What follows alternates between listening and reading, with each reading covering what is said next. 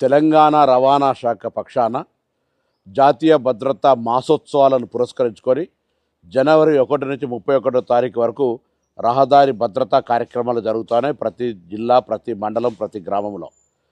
తెలంగాణ రాష్ట్ర ప్రభుత్వం పక్షాన రాష్ట్ర రవాణా మంత్రిగా విజ్ఞప్తి చేస్తా ఉన్నాను. తప్పకుండా ఈ కార్యక్రమాలు 31 రోజుల పాటు జరిగే కార్యక్రమాల లోపల పాల్గొనండి. ప్రతి విద్యార్థి వాళ్ళ తల్లిదండ్రులతో ఒక హామీ పత్రం, రోడ్డు భద్రత వారోత్సవాలు, రోడ్డు భద్రతను పాటిస్తామని ఒక హామీ ఇవ్వండి. అదేవిధంగా ప్రతి పాఠశాల రోడ్డు భద్రతకు సంబంధించినటువంటి ఒక క్లబ్లో జాయిన్ కాండి.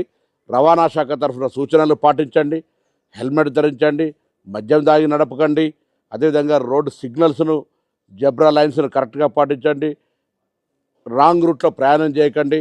అతివేగం మంచిది కాదు, త్రాగి నడపడం మంచిది కాదనేటువంటి ప్రధాన సూత్రాలతోటి ఒక ప్రాణం విలువను చెప్పే ప్రయత్నం చేస్తూ ఉంది రవాణా శాఖ.